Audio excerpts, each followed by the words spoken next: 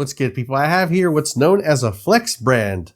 This flex brand is Boadicea the Victorious. They probably call it a flex brand because this house has some high-end stuff, like some $800, $900 fragrances, and then you'll get people on YouTube, line them up, on a wall behind them and say, "Look how rich I am," and they don't tell you that they got it from discounters for like $200. They continue to let you believe that they're some kind of, business people, or that they're rich, or that they're super classy, when ultimately they're just fake it till you make it. They also kind of leave out that Boadicea the Victorious, in my small, sampling size of this house, is kind of a clone house. You'll even see guys pull out like a $200 Boadicea the Victorious and start drinking wine and smoking cigars, fooling their dullard audience into thinking that there's some kind of, highfalutin, high-class people. They don't tell you that the wine is like $20 from Target. They don't tell you that there's a difference between like the $5 cigar they're smoking and like a $20, $30 Monte Cristo. But hey, fake it till you make it, right? Do what you got to do. Well, we're not faking it till we make it here. We're just talking about fragrances. And the fragrance I got right here from Boadicea, which is a decent presentation, it's called Harmonious.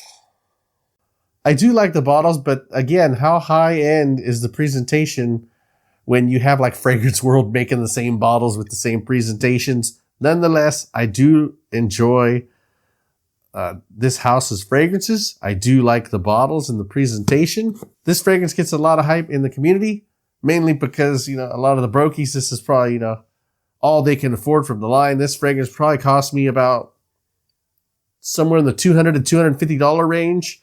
And remember what I said about it kind of being a clone house? Yeah, it's a clone of Dior Homme Parfum. Kind of a hybrid of the Parfum, and the Intense.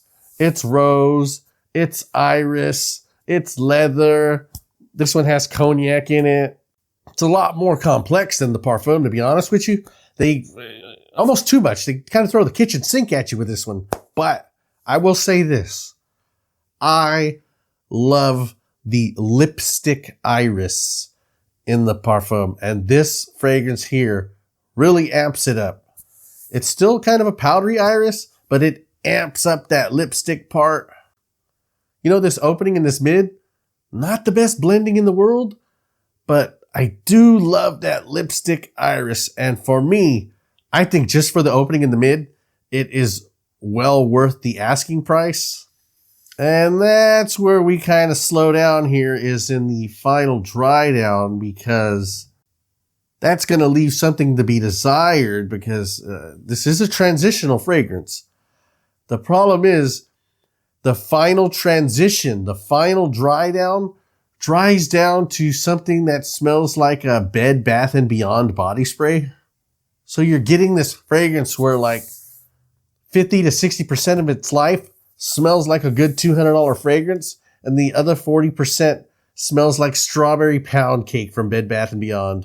Which, by the way, smells good. It just don't smell like $200-300. The performance, the longevity, you do leave a scent cloud in the first couple of hours. This fragrance does have legs on it. It does last a while, but somewhere in the middle of the fragrance, it does get closer to skin. Maybe that's a good thing.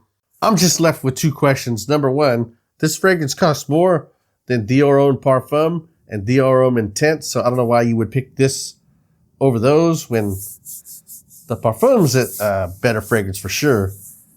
Maybe now it's hard to find. I see it popping up for under $200 all the time still.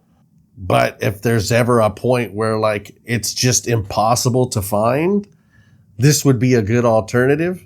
But that creamy strawberry dry down in the end, you may want to seek other alternatives. But overall, it's a decent fragrance. Not quite what it's hyped up to be. I'm glad I own it just for that lipstick makeup bag smell. And when I say lipstick, I mean lipstick. I mean, look at the color of the juice. It even looks like a kind of a lipstick color. Anyway, that's my take on it. If you've ever tried this or anything from the house, leave a comment in the comment section. Thank you guys for watching.